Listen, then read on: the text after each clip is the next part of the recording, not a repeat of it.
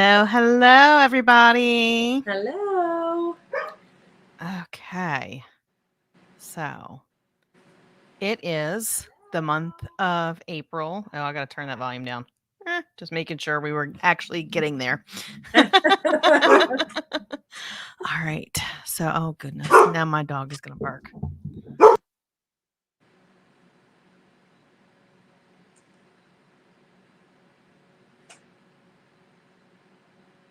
Take care of the fur babies.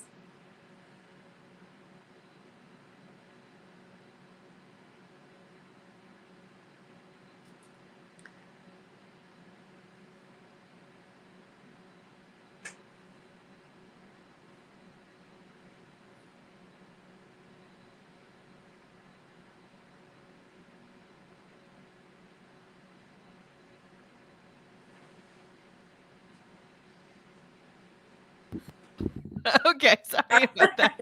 No worries. Taking care of the fur babies is what we said. Oh my gosh. Yeah. So I was like, that he has a really, really loud bark. So nobody Yes. wants to hear that.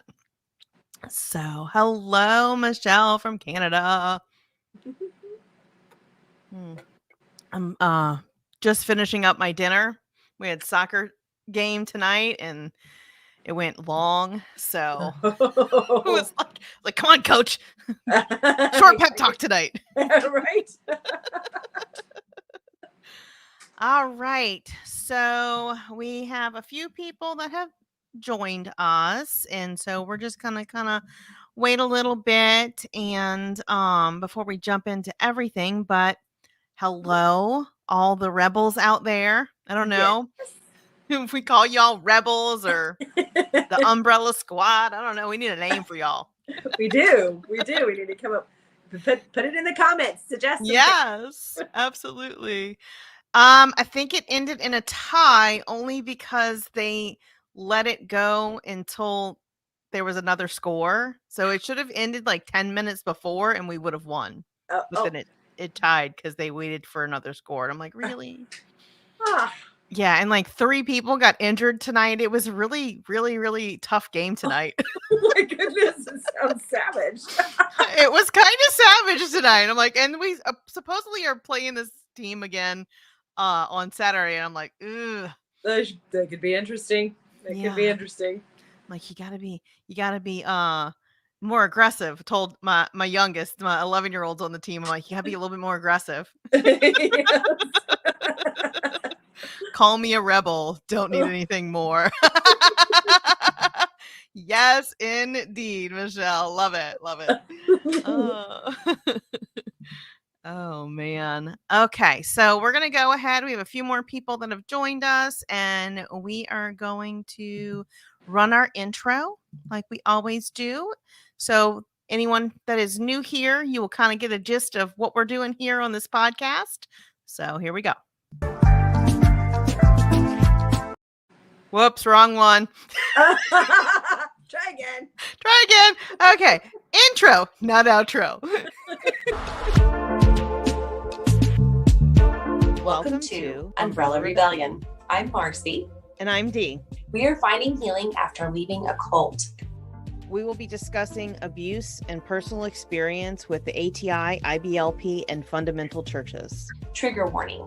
This podcast may contain descriptions of various forms of abuse. Please take care for your safety and well-being while you are listening. If the content becomes too much for you to handle, please turn this off. We hope to expose harmful teachings that lead to and justify abuse, with the hope that those that are experiencing abuse can find support and escape from it.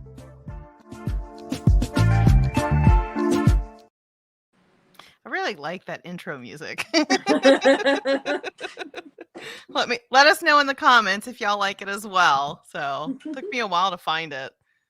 So I'm just checking to make sure that it is. Yep, we're good. It's on Facebook as well. Yay!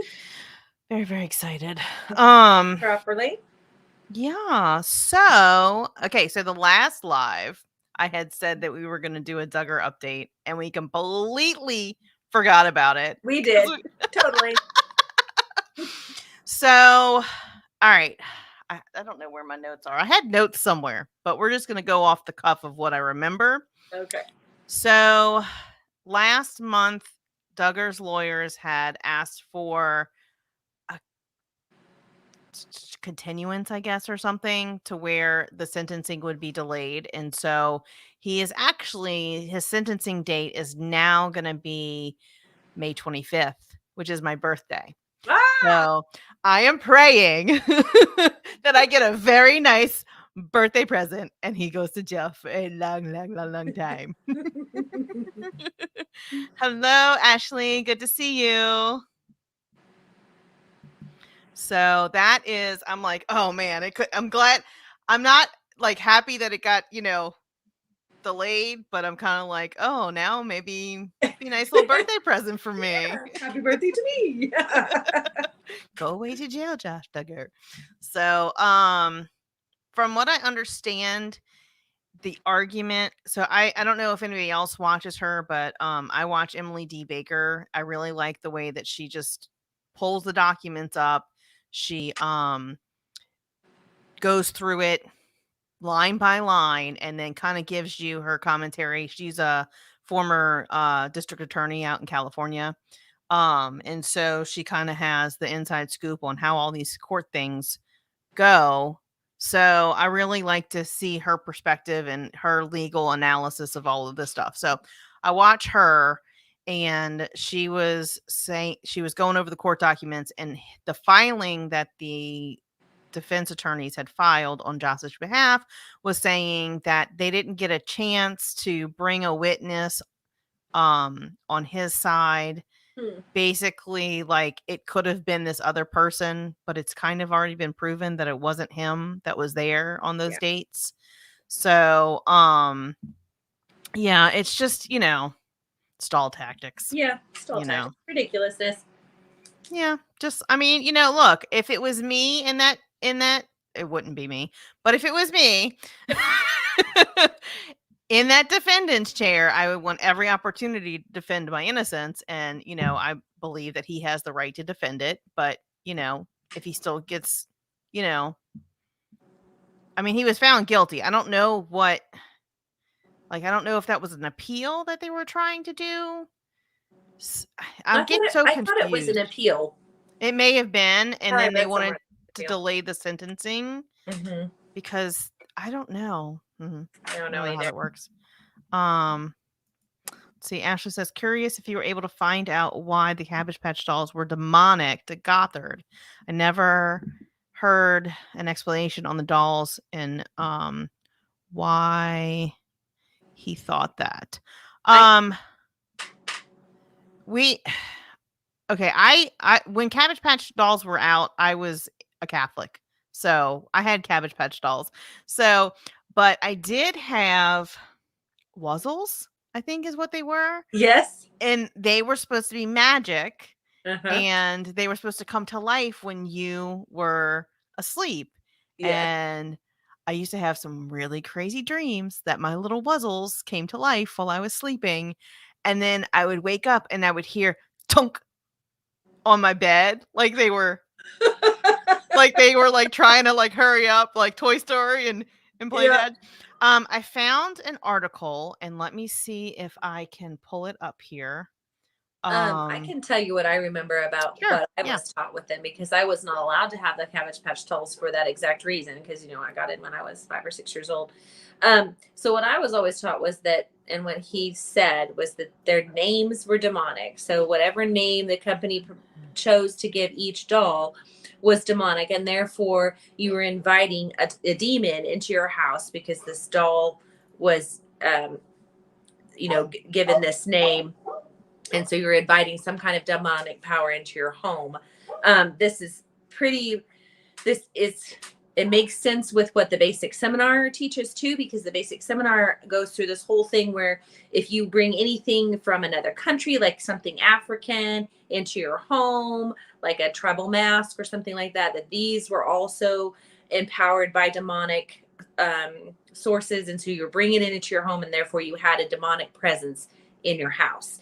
It could also come through your TV. If there was something demonic on your TV, If you were watching that program, you were allowing demons into your home, so that you were encouraged to take these things and burn them. In the basic seminar, they told you to take them out and burn them, so that you were cleansing your house.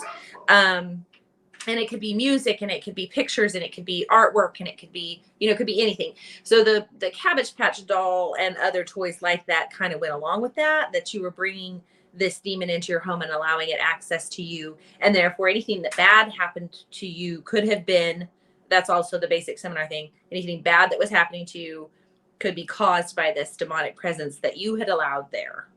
Mm-hmm. So I think that's where that was the concept behind the dolls. Which is funny because my brother's Cabbage Patch doll, his name was Nelson, which is also my father's name. And so I'm like, while you're sitting there saying that, I'm like, that wasn't a demonic name. Okay, so Lightning Bug says the Cabbage Patch dolls were signed by the designer Xavier. I think they thought it was a magic word.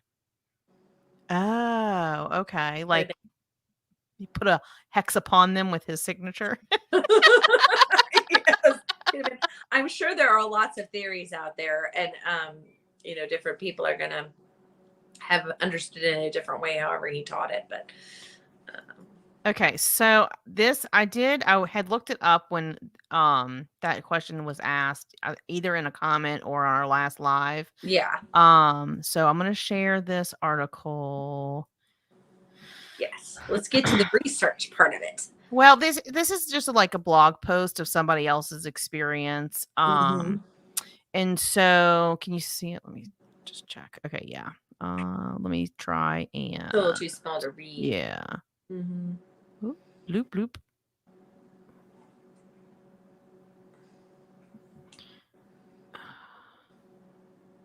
Okay, is that a little bit better? Yeah, a little bit. Okay. Let's see. All right. So Bill Glother blew the lid off the Cabbage Patch dolls, saying they'd been given demonic, satanic, foreign god names, which was allowing Satan to have ground in people's homes, lives and homes.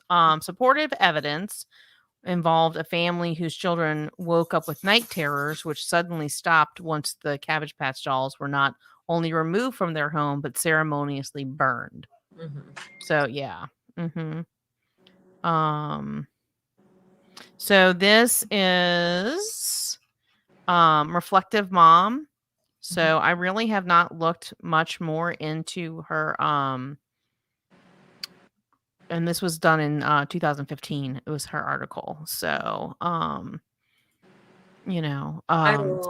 have another story about that. So when I was probably 12, I had a little friend down the street that had Cabbage Patch dolls, and I was spouting some of these things to her. Her family was not an ATI. They were church-going people, but they were not fundamentalists like us. And we were really extreme by that point. And so I was telling her these things about Cabbage Patch dolls, right? And spouting the rhetoric. And so I think that her mother armed her with some stories to rebuttal me later, because she was trying to balance out the crazy that I was spouting at her daughter, but was very sweet about our friendship.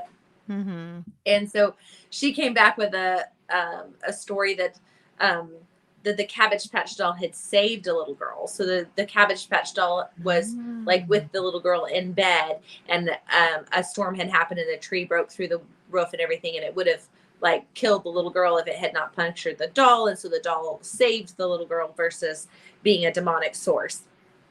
And I remember thinking as a 12-year-old, oh, well, there's another perspective to this. And, really wondering about it, that maybe we didn't have all the answers to these things. And, right. I had a homemade Cabbage Patch doll that my mom had a friend make for me with a like a knockoff Cabbage Patch looking head, and then they made the body, and so I had that, so I got my Cabbage Patch doll. But yeah, because a knockoff isn't going to be evil because it didn't have right, because I named it myself, right? And it was handmade with love. Yeah. Okay, so Michelle says Harry Potter was a big no in my family. My mom hosted gatherings to teach about the evil that was trying to undermine their kids with Harry Potter books. I remember when Harry Potter came out, how it was all, oh, it's evil, it's evil, it's evil. Yes. That's funny. We were a little bit too old for that crowd when Harry Potter came out as far as young kids, but yes, I do remember that being a big deal. I'm a huge Harry Potter fan now, though. We had a lot of fun with that. I did that as an adult, though. Yeah. Yeah, I was trying to, there was the Lord of the Rings, my dad was really into that. And so like Yep. I was like, well, if you can't do Harry Potter, how can you do Lord of the Rings? And I don't, it's an allegory. Gotcha. It's Because okay if you read into it, it's a Christ-like allegory. I according mean, to some people. yeah. I don't think so, but you know. No, I'm not sure I believe that one either. No. When I first told my mother that I wanted to read that, or that I was going to read it, because I think the movies were coming out about the same time as I was getting out, like maybe 4 or 5 months before I got out. And so I was interested in it because I love fantasy. And my mom was like, no, you can't read those. And I'm like, I'm 24. I can do what I want. And so I ended up watching the first movie and then reading all 3 books on the sly while in Moscow, Russia for the Christmas thing. Read it on the plane over there and in the bed in the after hours. Yeah. After the Christmas conference thing. And on the plane home. And I had all 3 done by the time we were done. Oh, that's awesome. That's awesome. Yes. Back in the day when we had time to read, right? Right. Exactly. Those 12-hour plane rides over to Russia to go to the training center over there, that was where the real reading had happened. Right. The only time you had to like rest. So yes. And now I'm a huge Lord of the Rings fan too, for the movies and the books. I really like Lord of the Rings. I am not really into like a whole lot of that stuff, but when I watched the movies, I was like, oh man, this is good. Yeah. And I enjoy Harry Potter, but again, it's not really the genre that I like. So me. I am a true Potterhead. I watch all the Marvel stuff with my kids, and we went a couple years ago. We started. Oh no, when the pandemic hit, we were like, okay, let's watch them in order. And so I think we got like halfway through it, and we still haven't finished it. So we just don't have time. Oh yeah, man. No, I don't have a whole corner dedicated in my room to Harry Potter or a blue powder or a time turner that I just got the other day that a friend brought to me that I was absolutely thrilled about. Nothing like that. No Nifflers, no Monster Book of Monsters. Yeah, I like Doctor Who. Like I really got into Doctor Who. I haven't watched it in years though. But Darnell, hello. I am so glad I found you live tonight. I so enjoy watching y'all. Thank you, Darnell, and welcome. We're so glad to have you. Let's see. I'm sorry, I'm a little behind on the chat. Let's see. Lauren, excited to make the chat. I love you both. Oh, thank you. Were there any non-white or interracial families in IBLP? And if so, were they welcomed or was it similar to Bob Jones? They were few and far between. Mm-hmm. There were some. I didn't have a lot of contact with them, so I don't know if they were welcomed or not. There was one girl that lived in our house, I think, or no, maybe she didn't live in our house, but she worked in the kitchen with me. She was she was a person of color. And I believe she may have been from Canada. From what I remember, there was a few Canadians I know that worked there at the time that I was there too. But I don't ever remember her saying anything to the effect that she never felt welcomed. Mm-hmm. And she was one of the sweetest people. I mean, everybody there was super sweet, mm-hmm. I never had like any issues with anybody that was there, of course, because everybody was always supposed to be joyful and happy and not complain. So Mystery smile. was it real, or were they really? I mean, like everybody that I have still kept in contact with are still very sweet people. Mhm. So I don't think it was all fake, but it's like sometimes you wonder, were they really happy? Were they really, or were they just putting on the facade? Yes. And miserable person on the inside, you Yeah. know? I know that So there were some at headquarters. I don't remember about families like when we were growing up in our groups. There might have been one, and I think it probably would just depend on what church you were in, what area you were in, kind of how much contact you had with them as far as whether they were welcome or not. I know Mr. Gothard invited people of color to speak at some of the seminars. okay. I do remember that there was 1 or 2 years where he did that. But also I think that I also remember that one being they were, I don't know, something happened and there was a falling out between Mr. Gothard and them. I think he went a little bit too far in his views that were freer than what Mr. Gothard liked. Oh, okay.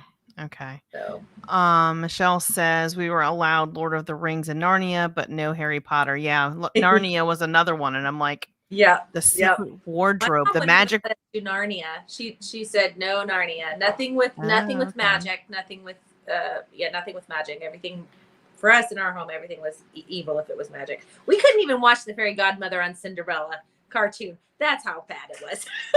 Like she would make us turn that part off. Bippity boppity boop. Yes. Sorry, just couldn't help it. There was another one. Like I think I remember having a conversation at some point with one of my siblings about books with animal characters that were portrayed as humans or talked like humans, and that was a no-no. And I kind of blew it off because I thought it was crazy. So, you know. I don't remember that one. I know they didn't like Golden Compass because it was the animals, their spirit animals were that were connected to them, kind of an expression of their soul, but they were called demons or daemons, and so that was obviously not good because it used that word. Okay, P35 Flash. Hey, how you doing? Glad you could join us again. I've always wondered if anyone got away with boy-girl relationships at IBLP headquarters that were not discovered or found out by IBLP leadership. I know you have a couple stories, don't you? I have a couple. But also we're not going to out anybody. No, but they were parent sanctioned, or the ones that I knew about. At least one of them that I knew about were parent sanctioned, so the parents were okay with it. But they weren't ready to have their kids come home from headquarters yet, so they said it was okay. That was the one I chaperoned. But but I know of a couple other that I also know several that didn't get by with it and got sent home. Oh, right.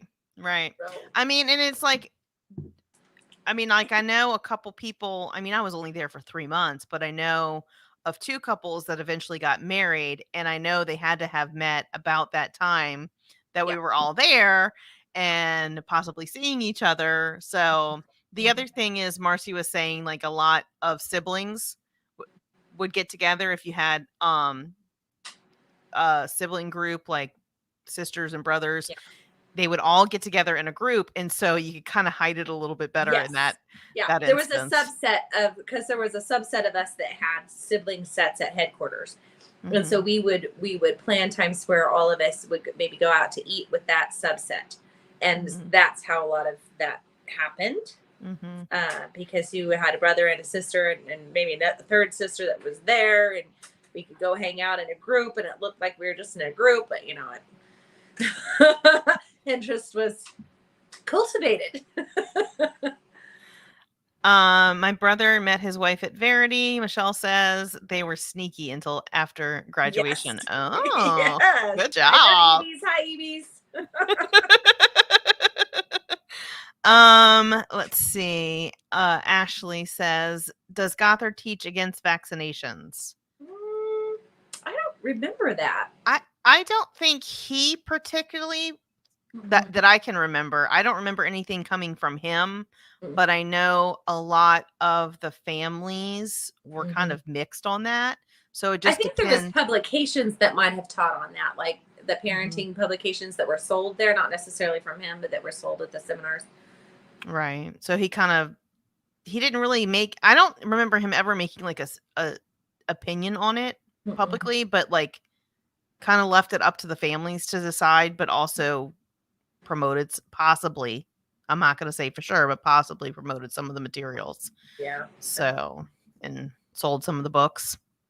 Yeah, definitely sold some books. You know, anything to get a buck. Yeah, those massive book things. Yeah. Yeah. So, let's see. So do y'all have any questions for us about, previous episodes where we've talked about, our experience in the cult and leaving? And I think the last episode that we had go up was kind of my story of how I got out, which was so intertwined into my divorce and stuff. So it was kind of like a wavy road into that story. So, let's see. What else is going on that there was something else. Oh man. I just had it and then it Didn't have anything to do with courtship or Oh, that episode. Let me pull up the questions that we had. I think it was from some comments. Let's see. Okay. And I don't know how to pull this in right now, so I'm just going to read them. One of our comments was, were there ever any income disclosure statements? It seems like he was making millions of dollars while having volunteer labor. So I did talk to a friend of mine who is an accountant and kind of asked her, like, how would you go about like looking into the finances? And basically you have to look into the tax documents and stuff that they filed. And I did kind of do like an overview of the last couple of years. She had sent me a link, and if I can find it again, I'll put it in the comments after this goes after we get off the live. I'll add it to the comments, and it kind of showed like their income and their expenses, and it's kind of like all over the place, but in the last couple of years you can see that they've kind of like had a good year, had a bad year, had a good year, had a bad year of income, and a lot of it is from their materials and their homeschool program. So, and then conferences, and because why offer that for free? Yeah. Certainly with the free labor that they gained at all their training centers, people were paying to come and work there. They weren't even, quite often you had to pay to do it because it was a ministry, so you're paying to do this ministry. So I'm sure they, made money off of that. Now, some very rarely did you get paid to work for them, but in the occasion that you did, it was very, very small amount of some. And I think at headquarters, from what I remembered when I first, like the first year I went there, you had to work there for a certain amount of months, and you got like a weekly stipend for the few meals that you had to cook yourself that weren't provided. I think it was one meal a day, so all the other meals you had to buy. So you got $20 for a week for food. And then after a certain amount of time, you could go on payroll, but that was also small. And I think the second time, so I was there for a year, right? And then I went home for a few months, and then I returned for the rest of the 3 years that I was there. And I think when I agreed to return, by that time I knew they needed help. And I had a little bit of understanding about how headquarters worked. So I said, okay, I will come back if you put me in this particular house to live, and And I have to be on payroll. First thing, I'm not going to work another 6 months without payroll. Right. And I think they agreed to that. So, okay. All right. So I've been working there already for a year. I just got home for a little bit. Yeah. Lightning Bug says, did anyone else burn their albums? My husband and I had a great rock album collection. I regret it so much. Our whole church burned their music. Yep, I sure did. When I was 17, and I kind of shared this. I don't know if I shared about the burning. I don't remember if we shared that in an episode or not. But when I was 17, I had been living on my own. I was getting ready to go into the Air Force, and I wanted to try and repair my relationship with my parents. So I asked to move back in. One of the requirements was to going to the basic seminar. Went to the basic seminar, jumped on the bandwagon because I could get my parents' approval by then.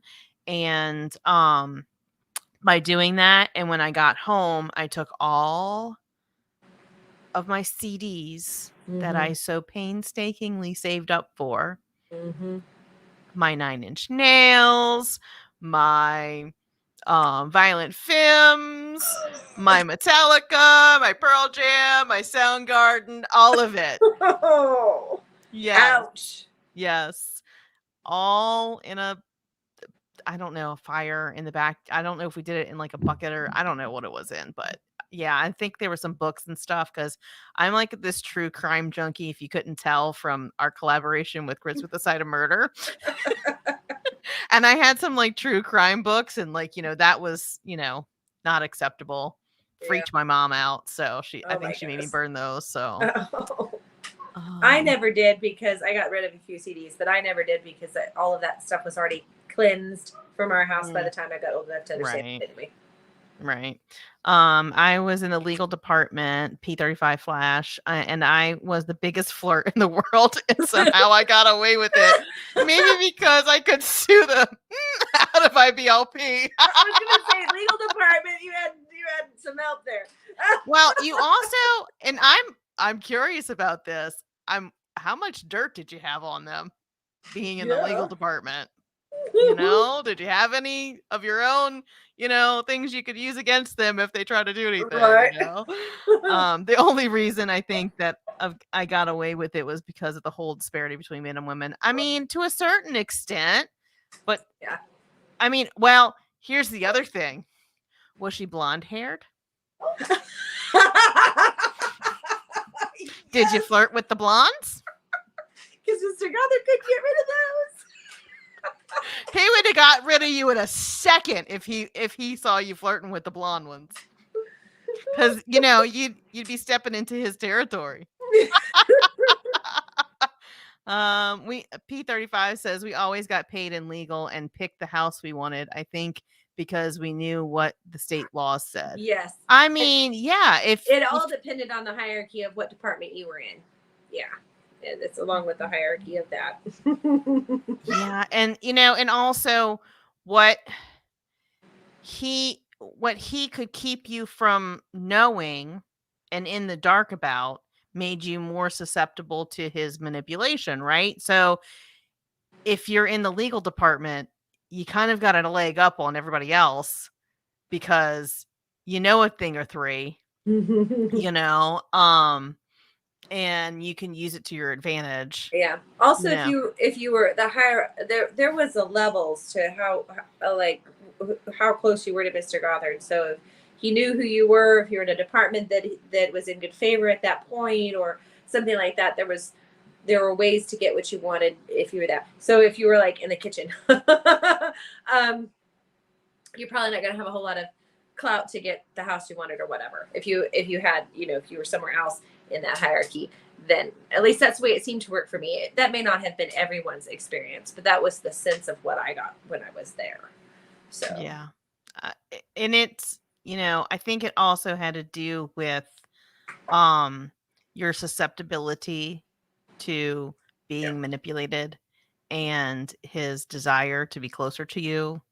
So I remember really, really wanting approval and really hoping that Mr. Gothard would notice me. And the longer I was there, the more grateful I was that I wasn't being noticed. So by the time I left, I was like, oh yeah, no, you do not want to be noticed. Nope, I'm staying under the radar. Praise God for dark curly hair. Yes.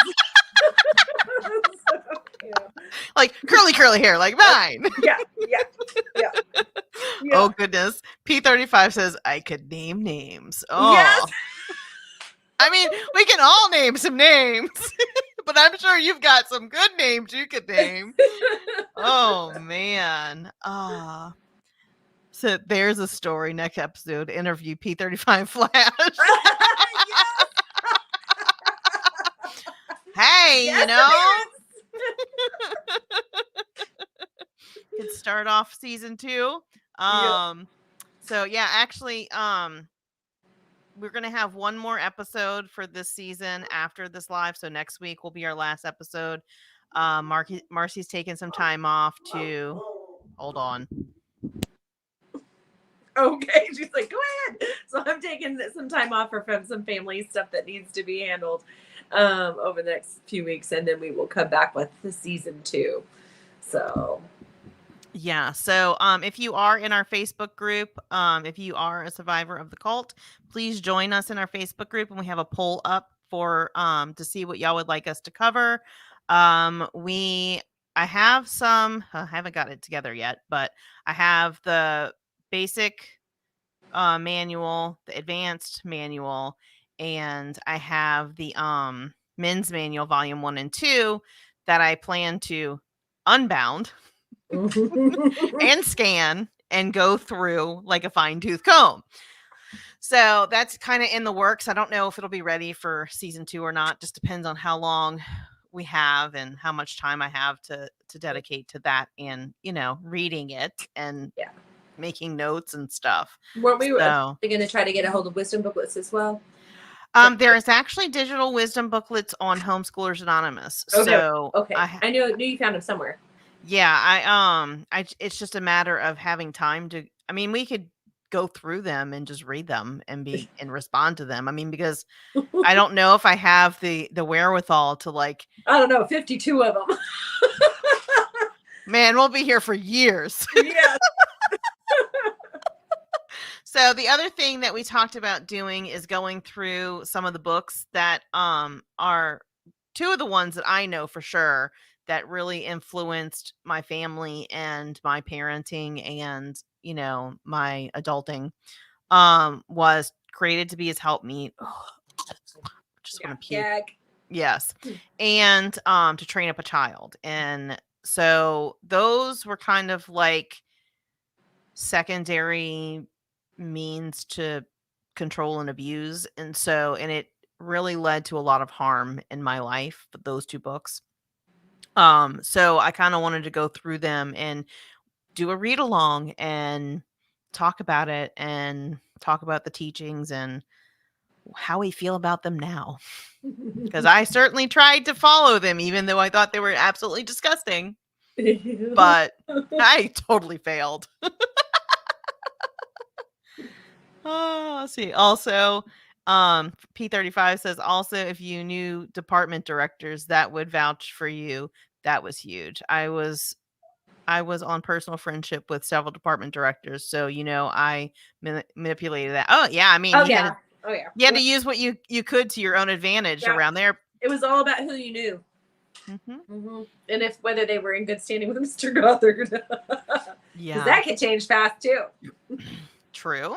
I mean, people felt in favor with him real fast. Yeah. I mean, because if you trying to buck the system, that was the number one thing that would. Or if you just lost interest in what you were doing, like he was real wishy-washy. He'd get inspired by something, and it would be all about that for a while, and then he would lose interest, and it would go by. A lot of programs died that way. Verity was one of those. As far as that's why we got moved from headquarters to Flint, because the appeal of it kind of went. Right. Yeah. It was like, okay, I have the vision. Now you go make it work. Yeah. I don't want to hear about it. Yeah. And if you got frustrated with you in even the slightest way, if you wanted to run it some way different, he didn't like it, and he could be ridiculous at times, then that also happened as well. P35. By the way, I'm happily married to a blonde, 15 years. Good for you. Good for you. Cheers. Oh, Michelle says, I know people who still use to train up a child. I want to scream at them. I know. So damaging. Still.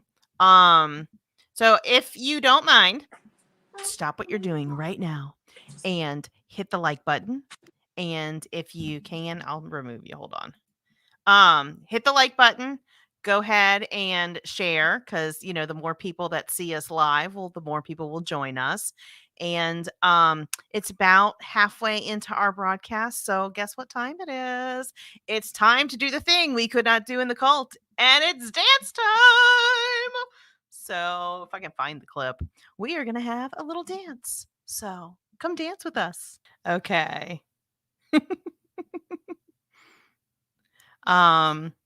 Marcy, just let me know when you're good to go to come back on.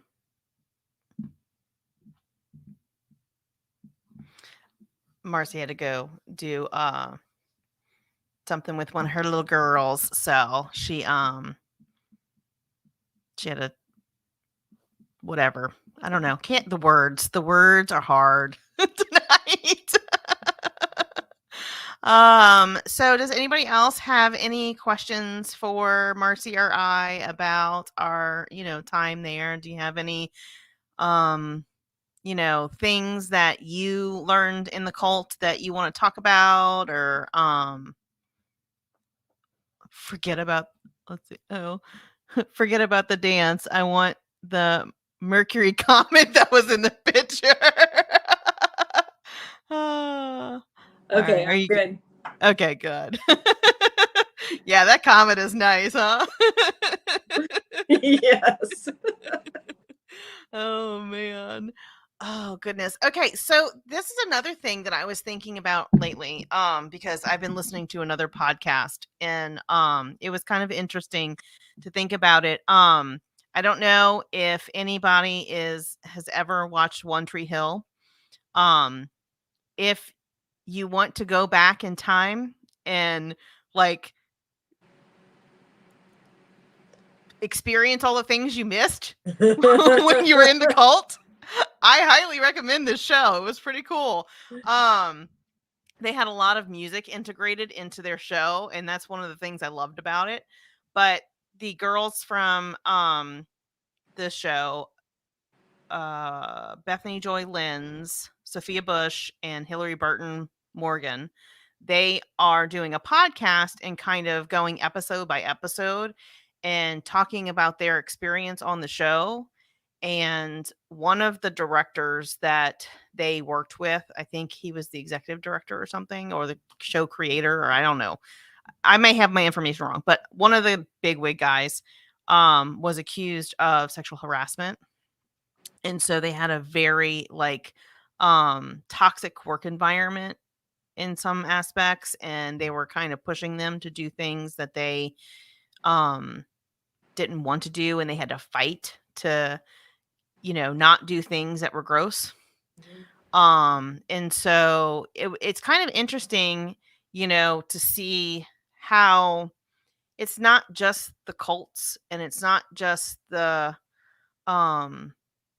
religious right that are gross and disgusting men in it, and are susceptible to sexual harassment and stuff. And it's kind of, I had made a post on my Facebook about something to do with, purity culture. It was a post about purity culture, and one of my friends was like, it's not just, in that arena, it's like this has been, the women's fight for a long time. And I'm like, yeah, you're right. Like women's rights, autonomy as a woman, to be respected as a woman, has been a fight that, has happened for many, many, many, many centuries before us. So it's just, I guess it seems like that's such a far gone thought in most people's lives these days, and it's just so prevalent in the fundamental churches and in the cults, and it's used as a way to manipulate and control people. And so it just seems so much ickier to me. I mean, it's all icky, but it just and then it's like when I was listening to their podcast, they were talking about how that stuff was used to control and manipulate them as women as well. And I'm like, wow, so it really is just everywhere. Mm-hmm. And women just have to fight so hard to like be taken seriously and be respected just about anywhere. So it's kind of interesting. Michelle says, learning pop culture by watching 90s shows is my favorite pastime. I forgot about One Tree Hill. Thank you. Yeah, and another one of my favorites is Gilmore Girls. A lot of pop culture in that one. Oh my gosh, yeah. P35, can you both talk about your experience with how BG did things that were so hypocritical? I used to think about what would happen if I tried to date a girl at headquarters, but BG used to stay up all hours of the night, I'm guessing is what it says. Well, we did kind of share a story about, a concern that we had from one of the girls, or actually two of the girls that lived with us.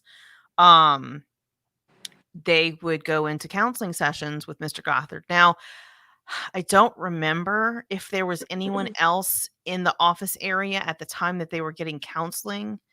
I vaguely remember that there might have been a secretary there, but I'm not sure. Yeah, sometimes there was, sometimes there wasn't. I don't think it was ever specifically addressed with us. Yeah. So, and I always had an uneasy feeling about it.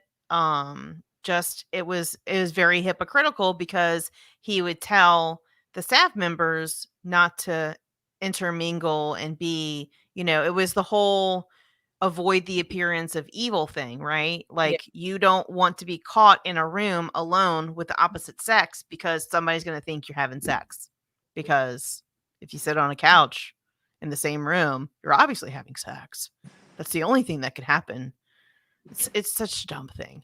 But, it's like, so that is a super hypocritical thing that I saw with him was that I was like, that doesn't jive with his teaching. How is this okay? Like, I am very concerned for this person. Obviously we don't know if anything ill happened during those sessions. I think the only saving grace is that she had dark hair. So I could just only hope that nothing happened to her because she was one of my favorite people and I'd want to kill him. Yeah. I mean, I would want to. I would never do it, but I would want to harm him for harming my friend. Yeah. So, and just other things that I'm trying to think. I was only there for 3 months, but I'm trying to think of other hypocritical things. There were so many. It's hard to think of a specific examples.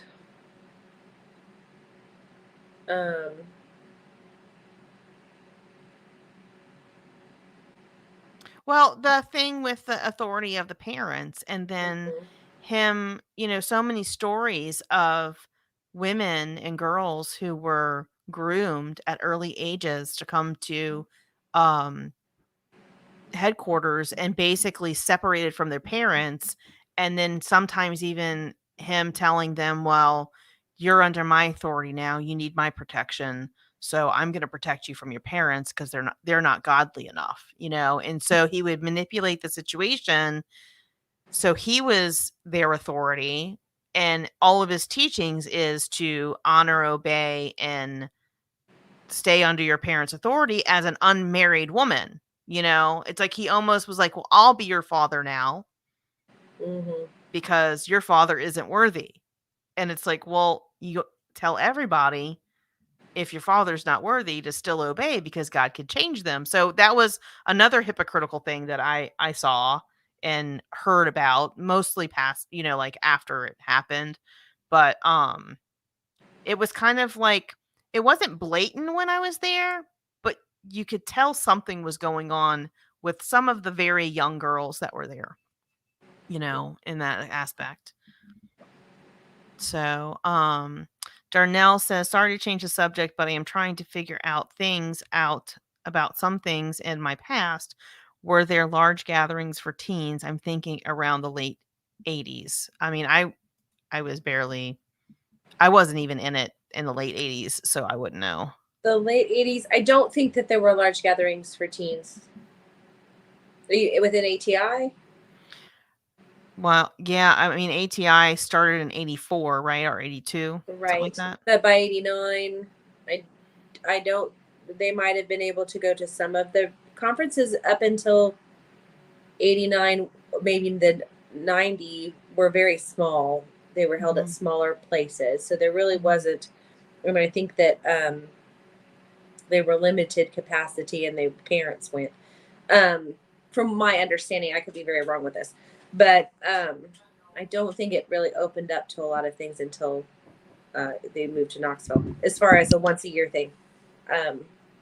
Groups, I never heard of groups like that unless it was your local homeschooling group, but because a lot of those ministries that young people could go to didn't start until the 90s. Right. Yeah. Right. Now, centers didn't start till then. I know he started it as the basic youth conflict or whatever, or campus teens or teams or whatever it was. So in the 60s, 70s, they may have been more geared towards teenagers and young adults. So maybe then. Let's see, P35 flash the night with the young women in the staff center, and somehow that was okay. But if I tried to date a girl that was actually close to me in age range, all hell would break loose, right? Yeah. Yeah. So the 200 word limit is driving. Sorry. You have a lot to say. I need another beer. I need one. Yes. Hypocritical also that he would teach so much on courtship and marriage, and then he's not married. That's the number one thing I got asked when I tell people about ATI. Right. Agreed. Yeah. Michelle agreed. Yeah. Agreed. Like, he had so much wisdom when he didn't have any experience whatsoever. Right. I mean, and then it's like, I think from what I remember of Recovering Grace, there was a story about a girl that or a woman, I should say, that it was when he was much younger, I think in his 40s or 50s, and I think she was in her 20s or 30s. So it was still kind of but it was a little less but I think he wanted to marry her, but somehow the board found out and basically told him no, or sent her home or something. I don't know. Like, I'd have to go back and read the story. That, I think, too. And also, that was a story. I'm going to rebuttal that a little. It was a story from his own mouth. And so I would think that probably that was a little twisted viewpoint if the board said no. There was probably more to it than what we were told. Right. It was probably an inappropriate relationship that the board squashed because no, it's not going to happen. Or the parents were like, no. Yeah. So, let's see. Didn't it start as Institute in Basic Youth Conflicts? It did. Yeah. So it was, before that it was Campus Teams, which was directed more towards the college age group. So I was reading up a little bit about it when we were doing the crime podcast, and I believe it was early 60s that he made the decision to do this, to start this whole thing, and I'm trying to think, it was right after the whole poodle skirts 50s, Elvis was, rock music was starting to really, come alive. And, so I'm trying to think of like what his mindset was and what era he was, responding to, that he thought that people needed so much more Jesus. And it was like, cause I kind of thought like it was in a response to the 60s and, Woodstock and free love and, sex, drugs, rock and roll. But it kind of, I guess, started right before that movement. So, um, I don't know. It's just weird. Darnell says, "Thanks. Yes, I'm a bit older than y'all." Well, we've all come through our lives in different times, but our experience in IBLP ATI is very, very similar, So, yeah, I'm trying to think if I've I heard think any that was the stories. promised protection for the parents that came into it in the 80s. They came out of Mhm. the 60s, and I think that was the promised protection. At least that's what my take was from my parents, anyway. Because I've talked to her about how I felt like, I saw a documentary on the decades and what was happening in those decades, and that it helped me realize where her background, that she was coming from, and that she was just motivated to keep us safe. And she kind of agreed with me there as far as um, that she was just trying to keep us safe from the dangers that were being touted by the church, and this seemed to be, it promised safety Yeah, in a so step-by-step process. right. And so like I guess that was kind of like the generation that kind of made this take off was Yeah. the boomers. My parents are boomers. Yeah, mine are. Um so, they were teenagers or young adults in the 60s. And so or no, they would have been young in the 60s, and so they went through the 70s. Yeah. Yeah. So My parents graduated at the end of the 60s, so oh, okay. They're a little bit older. Okay. Yeah, my parents were parents young, so. yeah, okay. So, yeah. Let's see. Darnell, have you read the book A Matter of Basic Principles? I know the story is in there. I haven't finished it. It was rather triggering. So what Michelle, what is the Matter of Basic Principles? I haven't heard of that one. Please share with us. Know the title. I haven't ever read it. Mm-mm. So P35 says, I feel bad because I do have a real name and I remember Marcy and Miss Evie well. I'm sorry. I'm not trying to be strange, but anonymity is important to me. So oh, don't worry about it. Anonymous is fine. Yeah. I mean, especially having, been in the legal department, I'm sure, a lot of the upper echelon, and, Mr. Gothard is not, above reaching out and causing trouble and trying to make your life miserable, as he did with the girls or the women, I should say. So yes, Who, please do be careful.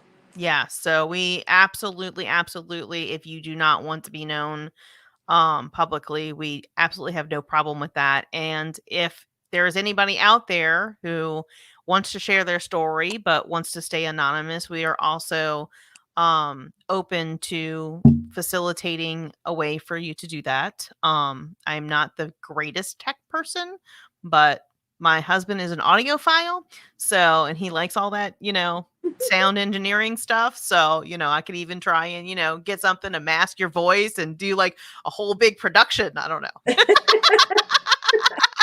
We'll figure it out. We got skills. Yeah. And, with StreamYard, I don't have to put you on the screen. So, if you wanted to be anonymous, you could stay anonymous. So, Michelle says, A Matter of Basic Principles, Bill Gothard and the Christian Life Book by Don Vinoy, Joy Vinoy, and Ron Hensel. So is it like an exposition of his, like, exposing it as a There's one out there that exposes everything, talks about about his brother and the scandal with his brother and some of the scandals with him early on. But I don't know if it's that one. I had a friend of mine that told me to read it after I got out. because I was telling her stories, and she's like, "Oh my goodness, you need to read this and know the background on, because this sounds right in line with what this other book said." Yeah. P35. He has personal friends who were a part of the lawsuit against BG. So frustrating. Yeah, I do too. Yeah. It was bad. So, it was very, very bad. Yeah. I follow a couple of them on Facebook. I know, like, Thriving Forward is one of them. She shared her whole entire story not too long ago on her Facebook, and oh my God, it just it was so heart-wrenching to read. So yeah. And then Sarah McDougal, is that her last name? I think. I have to look. She is a cancer survivor as well. And she was, if I'm getting my stories correct, I do believe she was one of the women who was groomed. Sarah McDougal. Yeah, she's also somebody that I follow, and she has some really great stuff, and she has some support organizations. I think she just started she's let's see, Wilderness to Wild is her organization. I don't know if she's a nonprofit or if it's a business. I have no idea. And then I think Trauma Mamas or something like that is another one that she just recently started for, being a parent after trauma, because it's hard being a parent after trauma. So hard not to pass on that trauma. Yeah, it really is. And that's kind of one of the things we were looking at doing for season 2 is talking about the different forms of abuse, what they are, defining them, checklist of things that, are associated with those different abuses. And so kind of just trying to pick a theme. Yeah. So we're not all over the place next season. There's a little bit about mental health, which goes into the abuse, category. They all kind of meld together in one shape. They're different facets of the same stone. Yeah. So Michelle says it was an expose. Like I said, I haven't finished it yet. It came out in 2002. Yeah. Cool. Yeah. If I had time to read, I might read it. I just it's like with the stuff that I want to do for the podcast, it's like I feel like the only reading I'm gonna be doing is gonna be cult reading. And it's gonna be really, really difficult to like parse through it. So I'm gonna have to like take my time. Because like I think I watched the first basic seminar video not too long ago. Oh, twitchy. Oh my God, it was so triggering. I think I had a panic attack that day. I was like, oh my gosh, I'm gonna have to take these in small doses. Yes. So bite-sized pieces. My dad made me promise to never read it. Oops. Now we know why. Michelle, is your family still in ATI, IBLP? Darnell, I am going to check out that book. Thanks. Absolutely. The women really suffered from IBLP. That is my biggest regret from being involved with the ministry, quote unquote. If I had known what was really going on, I can only hope I would have kicked some ass. We kind of shared about that in our headquarters video about had I known what I known today. It's like it always bothered me about that housemate that would go get counseling, or the two that would go get counseling. And it's like, should I have said something? And it's like, well, the minute I said something, I would have been kicked out because I wasn't really wanted anyway. Yeah. So they really didn't want me there anyway, and they begrudgingly let me come. So I wouldn't have lasted long. And my thought was that I always think, well, if I had known, maybe I could have done something about it. But the problem is being so deep in that I wouldn't have known to do anything about it, or I wouldn't have known how to do anything about it. Like, I would have been squashed pretty quick. I mean, it's easy to say, now I know what to do about it. Now I could have stood up for them. But at that moment in time, I did not have enough knowledge to have been able to stand up for anyone. But I always grieve that I couldn't have done more to protect them. Yeah, and my grief, I think, is more along the lines of not being able to get closer to them Yes. and talk to them about it Mm-hmm. and be like, this is something you should be careful about. Like, Yeah. And you maybe know, protect is the wrong word. Maybe just support or advise or, been you know, there as something like that. right. As basically, Mm-hmm. like just be there in case they needed to share anything, Exactly. a safe person. I wish I could have gotten closer to them to be a safe person. I think I was, but I wasn't there long enough to really for them to confide into me, Yeah. something as deep and personal if anything was Mm-hmm. going on. And I'm not saying anything did. It's just a suspicion. It was icky and gross, even if nothing happened, that he had them in there all the time talking Yeah, to it was them really about God multiple knows ways. what. So, the young men like me were so deceived. I wish I had realized what was happening. Yeah. Hindsight is 2020, though.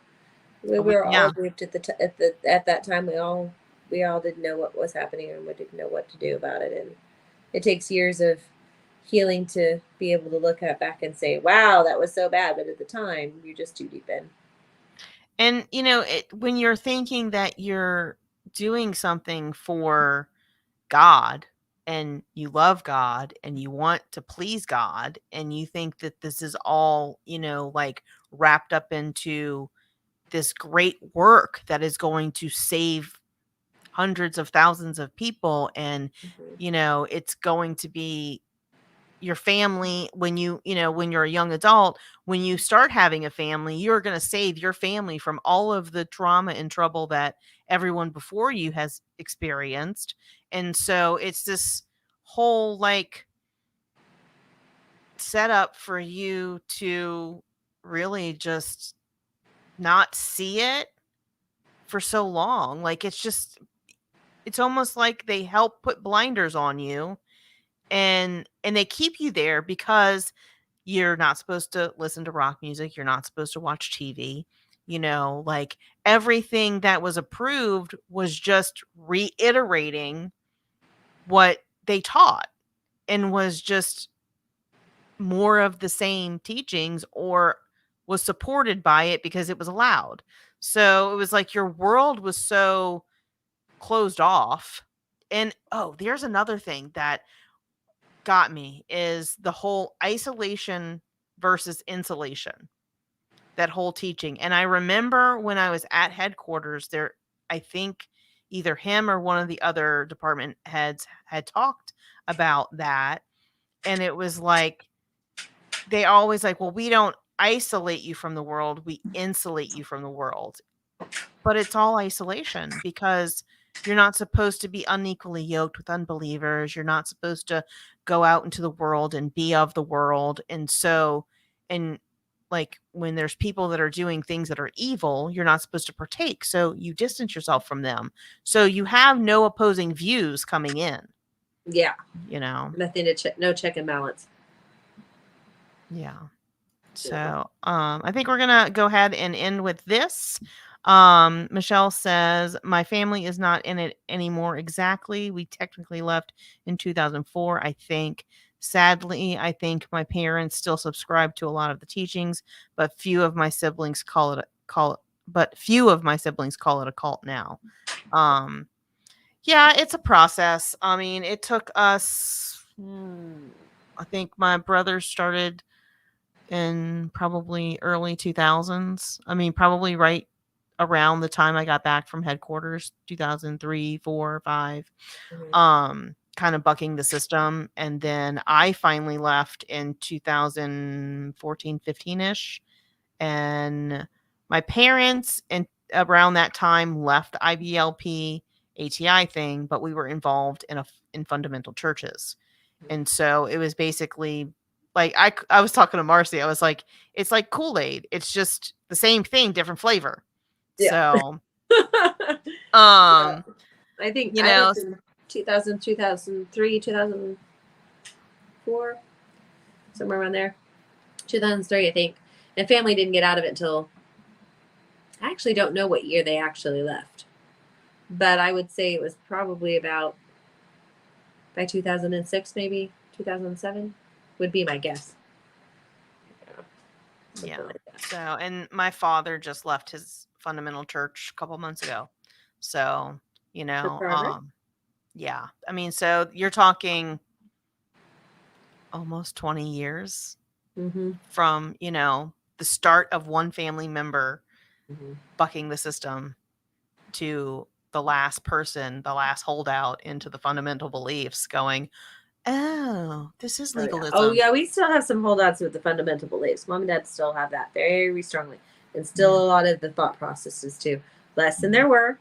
They're better.